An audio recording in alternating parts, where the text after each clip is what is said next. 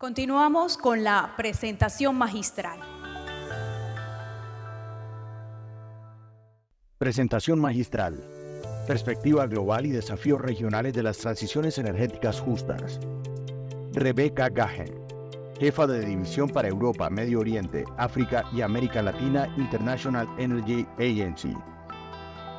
Presentador, Carlos Garibaldi, secretario ejecutivo de ARPEL.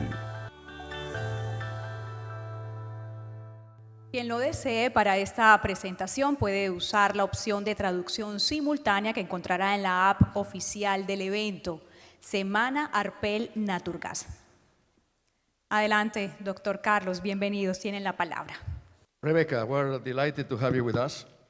I'm very grateful for the huge effort you made for a long flight from far away from Paris and for a quick round trip to be here only for a day. Neither of us is old enough, but Dorothy in The Wizard of Oz told Toto, we're not in Kansas anymore. Well, Dorothy, we're not in Paris anymore. And there may be no place more Latin American, Caribbean than this one, than Cartagena. Everybody agrees here that there can be no doubt that climate change impacts must be urgently mitigated by transitioning to a world with lower greenhouse gas emissions through a massive and radical transformation of how energy is generated, supplied, and used. But meanwhile, energy demand continues to grow, fueled by compounded demographic and economic growth. This obviously creates a tension between mitigating the effects of climate change and continuing to supply sufficient, reliable, and affordable energy. Your job description, your job at the IEA focuses on the Global South. Well, we in the Global South, many of us contend that energy transitions should be plural and just, bespoke to the circumstances and starting point of each country. So, how does the IEA perceive energy transitions in a region and the viability of reaching the global climate objectives in time and form? And I invite you to the podium to address with your slides.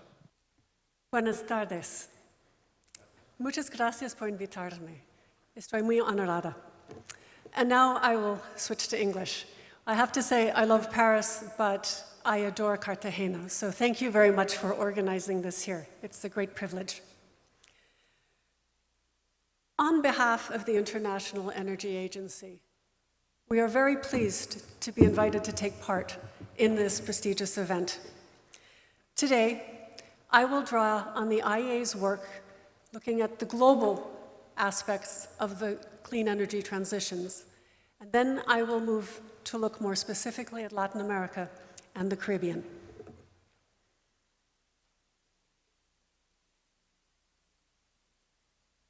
But first, I would like to start with some historical context. This year, the IEA celebrates its 50th anniversary, and we see parallels between the time of our founding, just after the first oil shock in 1973, and today, in terms of the fragility in energy markets and risks to energy security. So I begin with a few reflections on where we stand today compared with 1973. This slide shows the global energy mix, then and now. Immediately visible is how the shocks of the 1970s prompted diversification away from oil, which is shown in red on the slide. We also see a significant shift in terms of oil demand. In 1973, advanced economies accounted for nearly 80% of demand. This share has now fallen to under 50% due to surging oil demand in advanced and emerging economies. And on the right of the slide, we see how the electricity sector diversified away from oil, with natural gas, nuclear, and renewable energy making up the difference.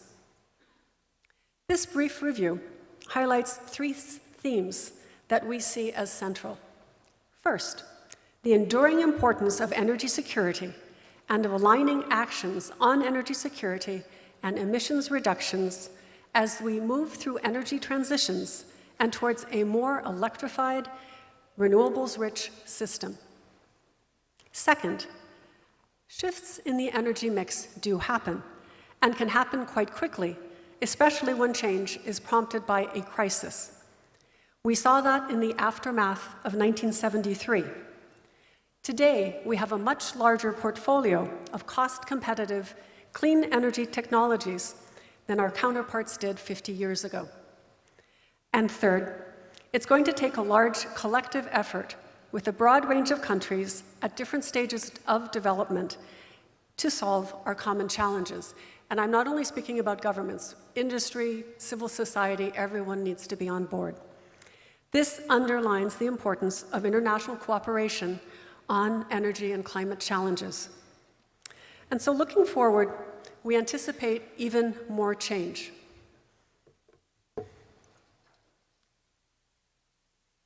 A broader transition is underway, driven by concerns about climate change. More than 140 countries have made net zero pledges, representing 87% of global emissions. Many governments are implementing policies to achieve their pledges, and we are seeing the results.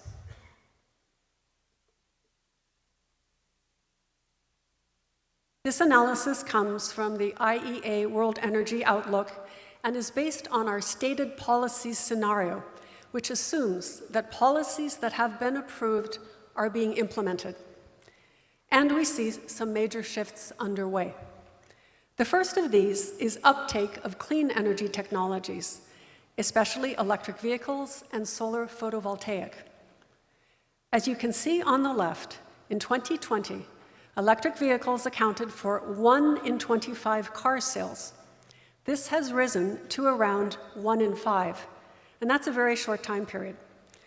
This exponential growth of EVs is set to continue, reaching at least half of sales in the major markets of China, the European Union, and the United States by 2030. Meanwhile, solar photovoltaic has also grown rapidly, surpassing 300 gigawatts last year. We anticipate continued strong growth and expect that solar PV and wind will overtake coal before 2030 to become the largest source of electricity generation globally. Another important shift is the slowdown and rebalancing in the Chinese economy, which has basically driven demand and been the dominant factor in the energy sector for the last several decades. The working age population in China has peaked, and so has cement production, followed with steel production close behind. This will have a dramatic impact on demand growth. So based on these trends, we think that the energy world in 2030 will look quite different than it does even today. The number of electric vehicles on the roads will have grown by 10 times. Solar photovoltaic and wind will be the largest sources of electricity generation. More heat pumps and other electric heaters will be sold than fossil fuel boilers. And China's energy demand will be slowly falling.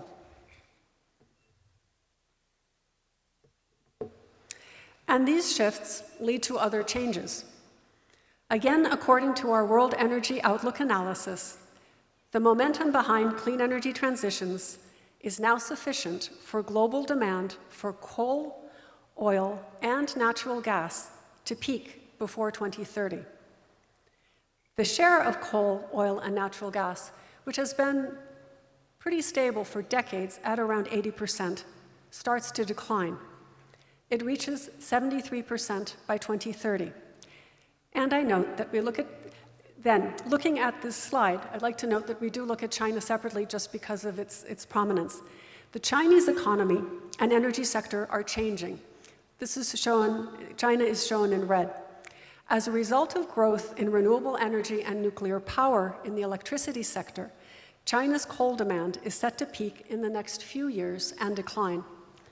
The number of internal combustion engine cars on the road in China will peak by 2030, leading to a peak in China's oil demand this decade. And gas demand will grow more slowly than in the past.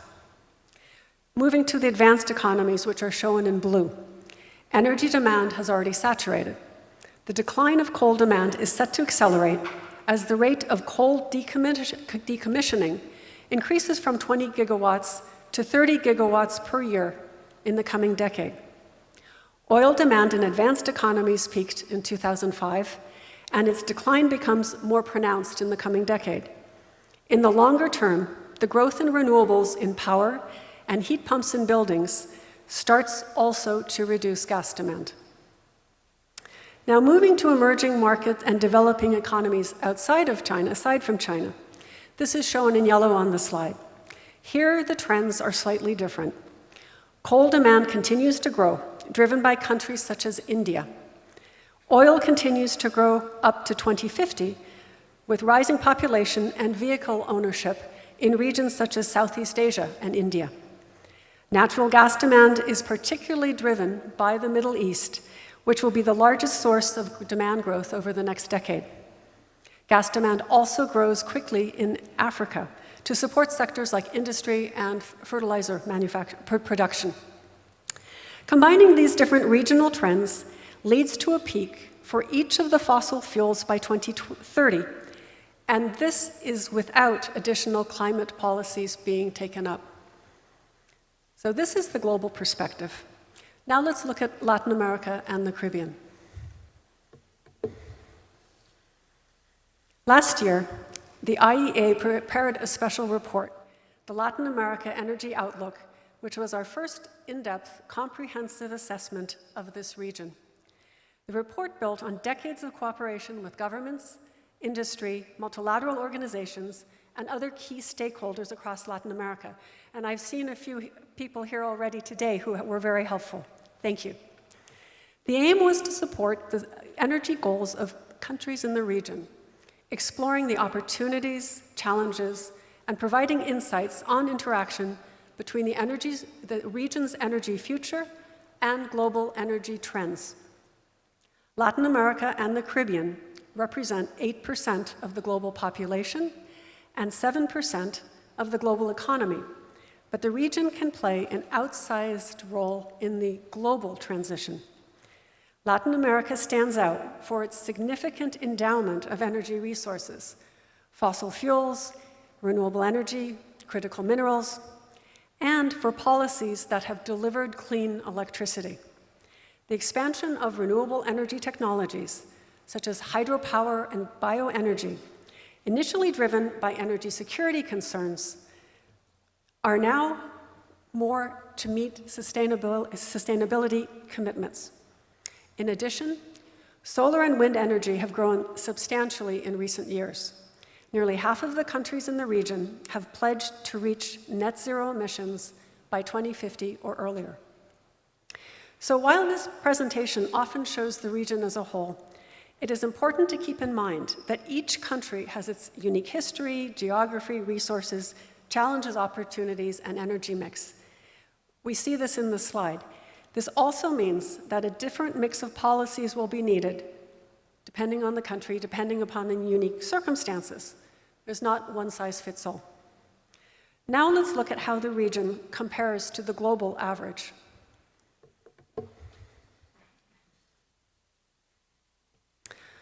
Fossil fuels account for 2/3 of Latin America and the Caribbean's energy mix. This is well below the 80% global average. Coal use is relatively low, just 5% of the mix, compared to over 1/4 globally. But it is an important exported commodity.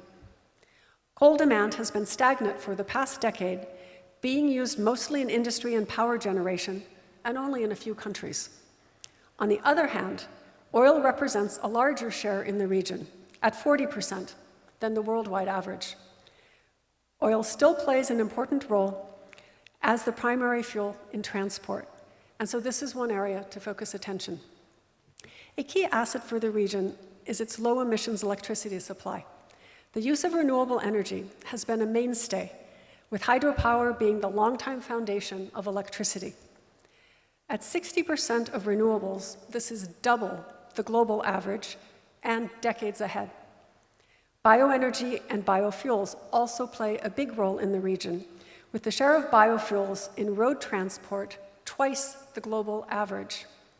The region is the world's second largest producer of biofuels, and in short, is a global leader in this area. Now, looking at energy efficiency, the region is lagging a little bit. Over the last 2 decades, annual intensity improvements have been about 1/4 the global average. There is significant room to increase policy coverage on energy efficiency. For example, less than 1/3 of countries have minimum energy performance standards in place for industrial motors or household appliances, and few have mandatory building codes for energy. Our analysis shows that adopting the best available technologies for products such as air conditioners could moderate energy demand at little or no cost to consumers. So at the IEA, we see great potential for further cooperation here. Now, this gives an idea of where the region stands today, but let's look ahead.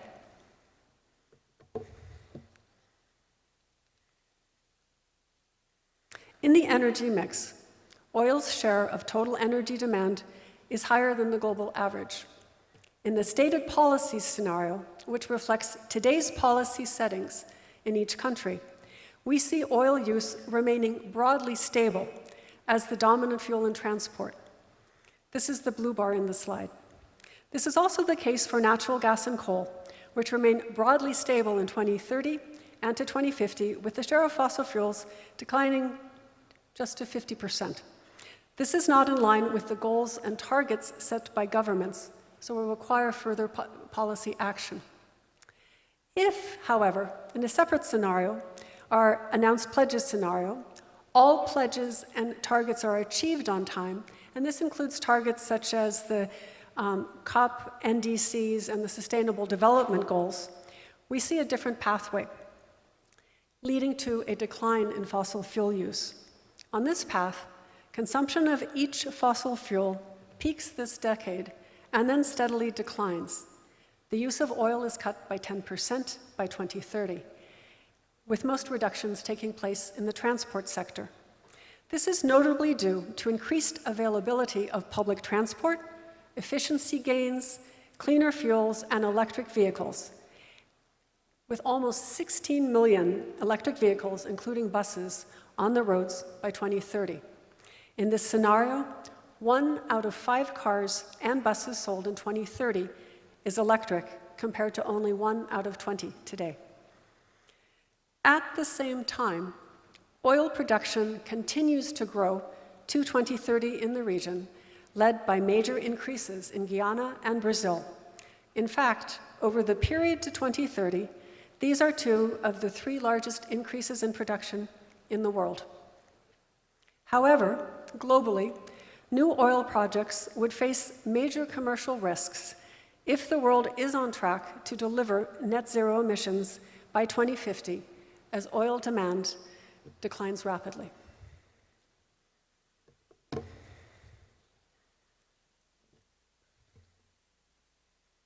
Turning now to CO2 emissions. Latin America and the Caribbean have long had relatively low levels for the size of the economy. The region has accounted for just 5% of all global energy-related greenhouse gas emissions since 1971, while representing 9% of global GDP. With today's policy settings, shown as the blue line on the left, our analysis finds that energy-related CO2 emissions remain broadly at their current level to 2030 and even increase to 2050, mainly driven by higher industry output and more transport demand. However, again, moving to the stricter announced pledges scenario, which is in yellow, it would be a different path. Fulfilling announced targets would see energy-related CO2 emissions decline to 2030 and fall by more than 50% by 2050. As with all regions, reaching global net zero emissions by 2050 calls for steeper reductions. To bridge the gap between rising emissions and fulfilling pledges and ambitions, additional policies and measures will be needed. But which policies would we see as the most important? In our analysis, we identified key mitigation measures at little or no cost to consumers. 1, additional policy support to accelerate the uptake of renewables, including wind and solar photovoltaic, for example, through expanded auction schemes, biofuels in transport, and bioenergy in industry. 2, electrification of transport, industry, and buildings to take advantage of clean electricity supplies. 3, improved energy efficiency to cut the growth of overall and peak energy demand and make energy more affordable. Further measures on the end-use sector side include avoided demand through behavioral measures.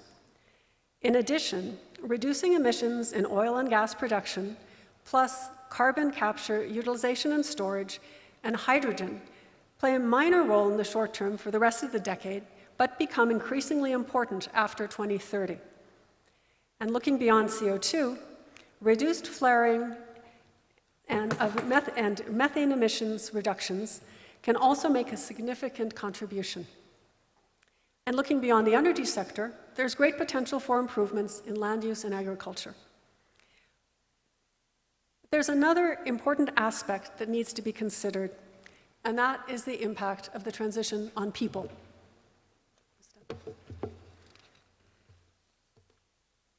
An increasing amount of IEA analysis is focused on the broader social aspects and impacts of the clean energy transition, from inclusiveness to employment to affordability.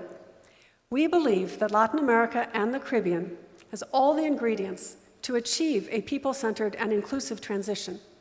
The transition can help to achieve environmental, social, and economic goals, ranging from reducing air pollution to increasing energy access to creating jobs. The numbers in this slide come from our announced pledges scenario, which is more ambitious than the policies currently in place and require additional action. The IEA estimates that the energy transition offers an opportunity to create more than 1 million new clean energy jobs to add to the 3 million already in this area, and that's in Latin America and the Caribbean. Transitions can also contribute to bring workers into the formal economy, including training and certification, but also access to social protection systems such as pensions and healthcare. It is important to emphasize the role of sustainable financing in helping Latin America to pursue a just energy transition. Efforts at de-risking investments, reducing the cost of capital, and applying innovative financial instruments can increase the flow of resources committed to low-carbon infrastructure. The region is currently leading in terms of raising the profile of people-centered transitions worldwide. Examples include application of the concept of energy communities, focus on poverty alleviation and clean cooking, as well as ensuring that energy projects bring local value for communities that are affected by them. And beyond achieving its own transition, Latin America and the Caribbean can also secure a key position in the global energy transition. The region can utilize its vast resources to play an important role in the supply of low-emissions fuels and resources to other markets. For example, biofuels. Adding to current exports, development of advanced biofuels can open new markets and help cut emissions. Hydrogen. The region is already on track to produce low-cost, low-emissions hydrogen for domestic use and export. Significant critical mineral resources also offer great opportunities to broaden the current mineral production portfolio, add value to the production outputs, and deliver economic benefits. Revenue from the production of critical minerals in the region is already significant, and by 2030, in the announced pledges scenario, increases by 50% and even passes revenues from fossil fuel production in the longer term. And so to sum up, all regions of the world face challenges in face of clean energy transitions, but there are also enormous opportunities. Latin America and the Caribbean, already a leader in this area, is well positioned not only to overcome the obstacles, but also to reap the benefits. At the IEA, we look forward to continuing to work with the countries across the region to achieve this. Thank you very much.